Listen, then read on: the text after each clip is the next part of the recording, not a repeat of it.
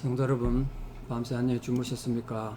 함께 찬양 드리며 하나님께 예배자로 나가겠습니다. 187장 예전 찬송 171장입니다. 비둘기같이 온유한 성령이 임하도록 오늘 본문에 맞는 찬송을 좀 부르겠습니다. 187장 예전 찬송 171장 찬양 드리겠습니다.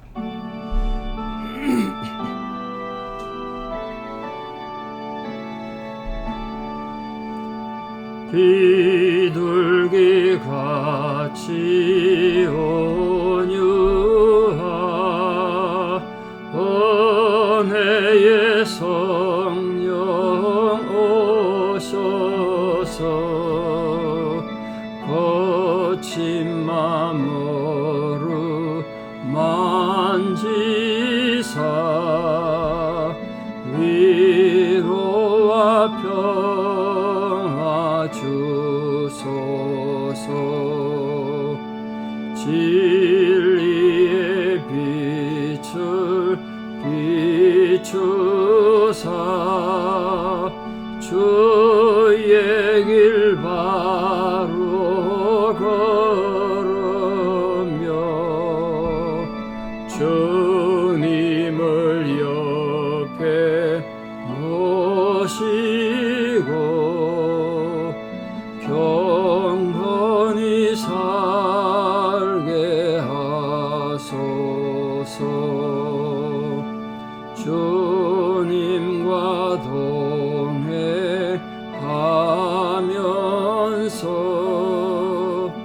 거룩한 길로 행하며 진리의 예수 붙잡고 길 잃지 않게 하소서. 연약한 나를 도우사 하나님 나라 이르러 주님의 품에 안기는 영원한 안식 주소서.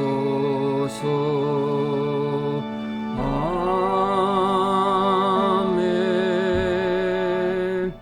신앙 고백 드리겠습니다.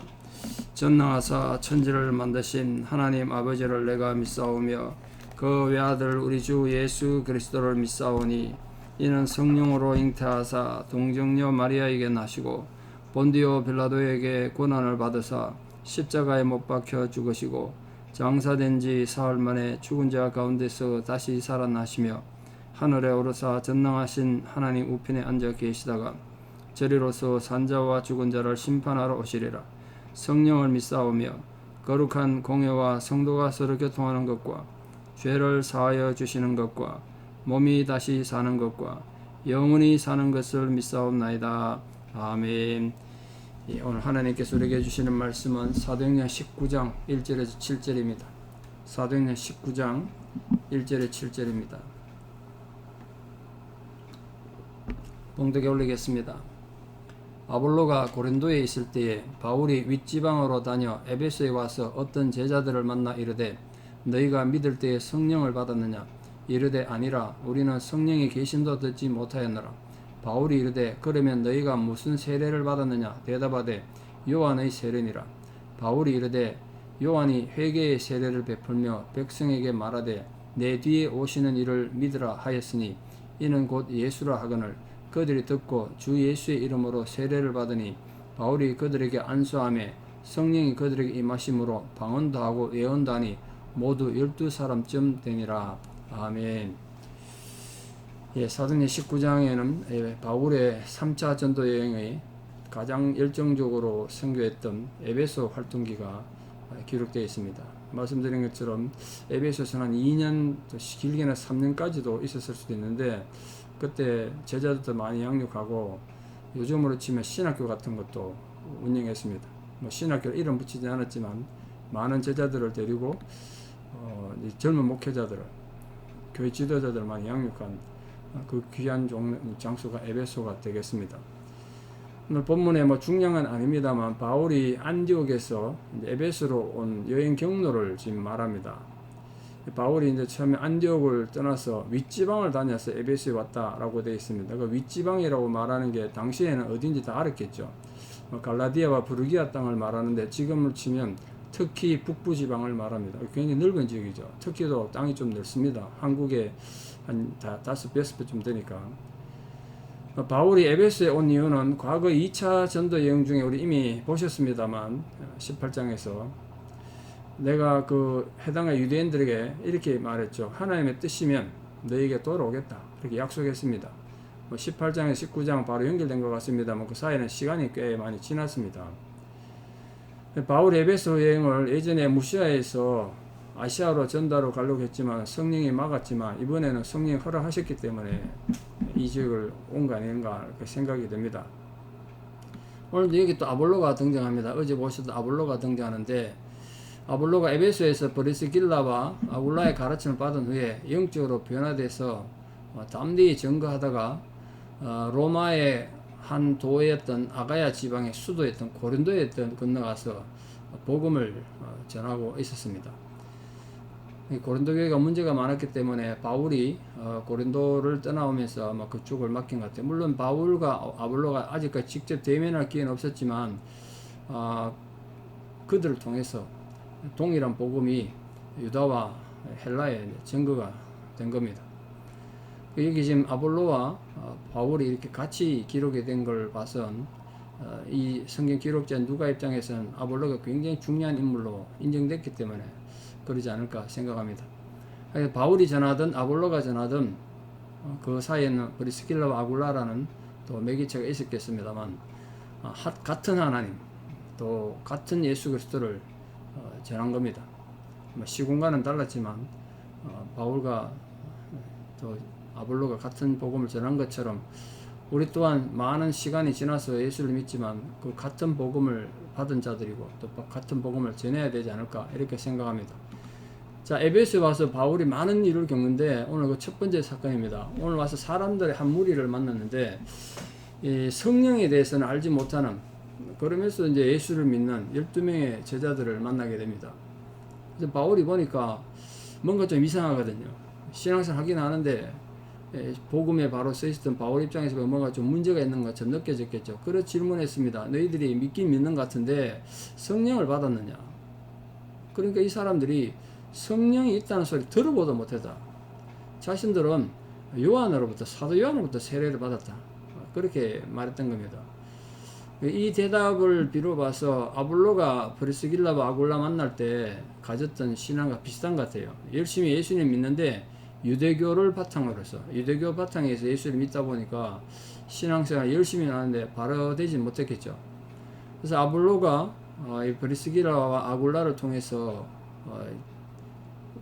복음에 대해서 올바로 알기 전에 유대교를 통해서 예수를 이해했던 구약 성경을 통해서 이해했던 것처럼 아마 그렇게 이해했지 않을까 싶은데 어쩌면 아볼로에게 배웠을지도 모르죠. 복음에 대해서. 근데 오늘 12명을 제자라고 이렇게 표현하고 있습니다. 12제자, 본문은 사람이라고 되어 있습니다만, 이거 제자라고, 이게 1절에 보면 제자를 만났다고 되어 있는데, 그 원래는 예수님 제자들 12명에만 붙이던 단어를 쓴 걸 보면, 이 에베소에서 만난 12명도 아주 사람들이 신실하고, 이 성경을 기록한 누가 입장에서 봐선, 뭐 예수님 12제자에 믿지 않을 훌륭한 사람들이다. 이런 생각을 했기 때문에, 그 마스테스라고 제자라는 단어를 이들에게 붙인 것 같아요. 뭐 물론 기독교 믿음과 신앙은 분량에 따라 사람의 차이가 있겠죠. 근데 이 사람들 아직도 기독교의 초보적인 수준을 면하지 못하는 그런 기초적 신앙인이 아니었을까 생각합니다. 성령을 모르고 그렇게 있었으니까. 그리고 그들은 이제 바울을 만남으로 인해 가지고 영적으로 성숙한 기독교인이 된 거죠. 그러니까 이 성도님들이 하나님 말씀을 바로 배우고 바로 아는 데 있어서 선생이 참 필요하다는 게 이렇게 중요해요. 가르쳐준 사람이 있어야 뭐 알지 않겠습니까? 전하는 자가 없는데 어떻게 들으며 가르쳐준 자가 없는데 우리가 어떻게 이해하겠느냐고 에스겔서도 말하잖아요. 그러니까 여러분 개개인이 신앙에 바로 서고 또 여러분이 그런 성도들의 믿음이 약한 자들에게 여러분이 깨달은 진리를 가르쳐 줄 수 있는 그런 선생 역할을 좀 하시면 어떨까 싶습니다. 자, 오늘 12사람이 받았던 세례에 대해 좀 얘기하겠습니다. 그들이 바울의 질문에 성령을 아느냐 이렇게 말하니까 요한의 세례 받았다. 이 무슨 뜻이냐면 자신들은 요한의 세례 받은 요한의 제자들이니까 그 자부심이 대단했던 거예요. 그 요한의 세례란 오늘 본면에 보면 회개의 세례다. 바울이 지금 말하고 있는데 세례요한이 아시다시피 요단강에서 물 세례를 주면서 이 세례의 목적이 뭐였느냐? 회개했던 회개. 무엇을 위한 회개였느냐? 예수 그리스도를 받아들이기 위한 예비적 단계로 마음의 변화죠. 마음의 변화. 생각이 바뀌는 거죠. 여러분 만약에 여러분이 아무리 오랜 세월 예수를 믿고 교회를 다녔더라도 예수님을 받아들이고 예수님의 제자가 되기 위해 진정한 회개가 없었다면 신앙의 기초부터 정말 다시 시작하셔야 돼요. 다시 생각해 보셔야 됩니다. 회개가 없으면. 저는 그런 사람 참 많이 봤습니다. 교회 안에서. 회개 없이 신앙생활하는 사람은 예수 안 믿는 사람보다 더 위험해요. 교회를 더 파괴하는 거 수없이 봤습니다. 그래서 여러분 하나님의 어제 본 것처럼 하나님의 그 도리, 하나님의 구원의 도리는 세례 요한을 통한 회개를 일으키고 그 회개된 마음에 예수 그리스도를 받아들이게 하셨어요. 이 회개 없이 받아들이면 어떻게 되겠어요? 마약 중독자처럼 된다고요. 신앙이. 그럼 죄를 계속 짓는 거죠. 그 예수 그리스도의 오심을 통해서 사람들에게 진정한 구원을 가져다 주기 위해서 요한은 회개의 세례를 줬는데 그 메시아의 오심의 그 길을 평탄케 하고 사람들에게 메시아의 증거를 받아들이고 또 진정으로 구원을 받을 수 있도록 세례요한이 물로 세례를 줬는데 핵심은 물로 뭐 세례 준 게 그 뭐로 중요하겠습니까? 핵심은 회개죠. 회개. 그 세례는 회개의 세례는 성령 세례를 받게 하는데 성령 세례는 예수님이 주신 거 아니겠습니까? 그 성령 세례를 예비한 거 있기 때문에 물 세례 받은 그거는 구원이 부족하기 때문에 오늘 바울이 성령 세례를 다시 말한 거 아니겠습니까? 그 요한의 세례가 중요하고 귀한 거였지만 그걸로는 구원을 못 받는 거예요. 그러나 세례 요한 파들이라고 아주 오랫동안 살아 있었는데 이 사람들은 세례 요한을 하나님의 계시의 절정으로 봤습니다. 마지막 선지자로도 생각했고 심지어는 세례 요한이 메시아다 이렇게까지 생각했습니다. 그러다 보니까 예수 믿는 사람들하고 갈등도 많이 일으키고 그래요. 물론 예수님 제자 중에 세례 요한의 제자들도 여러 명 있었습니다. 바울이 만난 12사람도 그런 견해를 가지고 있었습니다. 여기서 예수 그리스도 외에는 어떤 식으로든 아무리 그게 그렇듯하고 좋아도 구원의 방법이 안 되는 거예요. 메시아가 안 되는 거예요. 그렇게 성교도 안 되는 거겠죠. 심지어는 세례요한까지도 성김의 대상이 되면 안 되는 거예요. 바울은 세례요한은 예수님 신발끈 묶는 것도 감당 못한다 그랬지 않습니까? 바울이 그들에게 뭘 전했느냐 하면 세례요한이 백성들에게 회개를 위한 세례를 베풀면서 분명히 말했다는 거예요. 내 뒤에 오시는 이를 믿으라. 나를 믿지 마라. 내 뒤에 오신 이를 믿으라. 그 바로 예수님을 가르쳤다는 거예요. 내 뒤에 오시는 이, 그분이 예수다는 거죠. 그 세례요한은 예수 그리스도의 길을 예배하러 왔던 그 사역의 특징을 가지고 있는데 오늘 바울이 그걸 강조하면서 세례요한이 너희들에서 미리 길을 예배하기 위해서 물 세례 주고 회개를 위한 세례를 주고 했는데 그게 바로 예수님을 위해서다. 예수님을 받아들이기 위해서. 그게 바로 예수님의 핵심이다. 그렇게 말했습니다. 왜냐하면 분명히 세례요한은 광야에 외치는 자의 소리로만 그냥 외치는 자의 소리로만 요즘 말로 스피커로만 존재하는 거죠. 그 예수 그리스도는 그 소리의 실체인 의미고 본질이기 때문에 예수님은 흥하고 자신은 망해야 된다. 이렇게 설명했단 말이에요. 바울로부터 이런 설명을 듣던 12사람이 그제서야 자신들이 추구했던 진리 또 자신들이 믿음 이게 잘못됐다는 걸 깨닫고 바울로부터 주 예수의 이름으로 세례를 오늘 받았습니다. 오늘 분명히 5절에 보면 그들이 듣고 자기들이 잘못된 걸 알았으니까 세례 요한의 세례만 안 되는구나. 예수님의 이름으로 세례를 받아야 되는구나. 그래서 예수의 이름으로 다시 세례를 받았습니다. 그러니까 우리 오늘도 예수 그리스도 외에 다른 것으로 우리가 다른 사람들에게 믿음의 본은 될지는 모르겠지만 그런 경배의 대상은 안 된다는 걸 분명히 인식할 필요가 있죠. 자, 그들이 세례를 받고 나니까 바울이 그들에게 안수했습니다. 안수하니까 그들도 성령을 받은 거예요. 성령 받았다는 증거로 방언도 하고 예언도 했다는 거죠. 이 현상이 오순절 다락방에 모였던 제자들에게 임했던 것과 똑같은 일이 벌어진 거죠. 또 고넬료 집에서도 그런 일이 있었습니다. 또 고넬료 집에 모였던 유대인들과 이방인들에게 성령이 임할 때 나타난 현상과 같은 거죠. 이유는 성령이 같은 분이기 때문에 그래요. 특히 방언은 예수님께서 믿는 자들에게 나타날 거라고, 성령 받은 자들에게 나타날 거라고 한 은사 중에 하나인데, 왜냐하면 내가 지금 성령을 받았는지 안 받았는지 인간들이 어리석으니까 이해를 못할 거 아닙니까? 그래서 이 방언이라는 건, 저도 고등학교 1학년 때 방언 받고 정말 당황도 되고 좋으면서도 이게 도대체 뭔가 당황됐던 경험이 있는데요. 그 방언했을 때 이거 처음 했을 때 이거 두려움과 감격, 그걸 뭐 평생 잊지 못할 거예요. 생각해 보십시오. 내 의지와 다르게 혀가 막 꼬부러지고 가는데, 나는 지금 한국말 분명히 하는데 내 입에서 이상한 말이 튀어나가는 거예요. 얼마나 놀랐겠습니까? 고등학교 1학년 때. 이런 일이 벌어진 거예요, 지금. 여기, 이 사람들에게. 그래서 그걸 보고, 저 사람들이, 성령을 받았구나, 이렇게 알았다는 거예요. 요즘은 이상한 방언 학교 이래가지고 또 방언을 이상하게 가르치는 엉터리도 많습니다만, 그 성령이 뭐 그런다고 오겠습니까? 이 성령 세례를 경험한 이 사람들은 아볼로가 옛날에 그랬던 것처럼 이제 복음의 확신을 가지고, 예수 그리스도가 누군가 이제 드디어 알게 되고 복음의 증거자로 변신됐을 거예요. 이전에 그들과 같이 자신들 요한의 세례만 알고 요한의 세례만 믿었던 자들에게 자신들이 체험한 성령 세례를 담대하게 전하지 않았겠습니까? 뿐만 아니라 그들은 수리아 안디옥 이후로 이방 성계 중심제가 된 교회가 에베소 교회인데, 그 에베소 교회 굉장히 중요해요. 바울이 그래서 오래 있었다 그랬잖아요. 그래서 이 오늘 본문의 사건을 어떤 분들은 에베소의 오순절이다 뭐 이렇게도 얘기하면서 그만큼 초대교회에서 중요한 사건이었습니다. 말씀의 결론을 맺겠습니다. 오늘 주인공은 핵심은 성령 아니겠습니까? 성령입니다.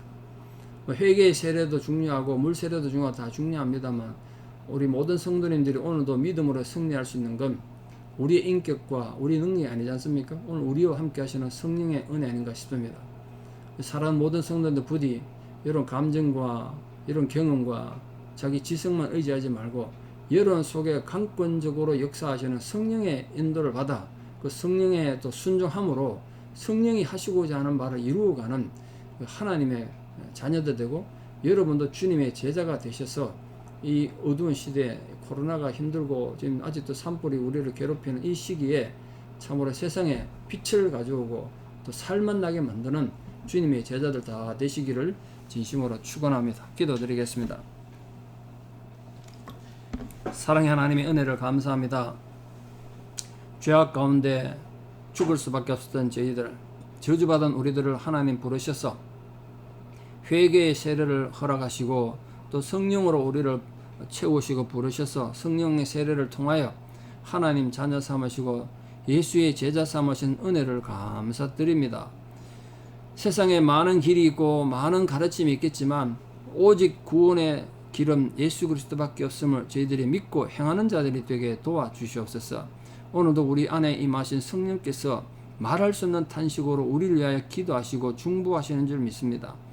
이 시간 주님 앞에 머릿속에 기도하는 모든 성도님들을 위해 성령께서 오늘도 역사하여 주시고 주님과 함께 동행하는 은혜가 모든 성도님들 있을 수 있도록 성령이 역사해 주시기를 간절히 기도드립니다. 참 비둘기같이 온유하고 겸손한 성령이 우리 모두에게 임하여 성령의 사람으로 살아가는 은혜가 우리 모두에게 있게 하여 주시옵소서. 지금도 병상에서 고통받는 자들을 주님께서 위로해 주시고 치유해 주시고 회복해 주시기를 기도드립니다.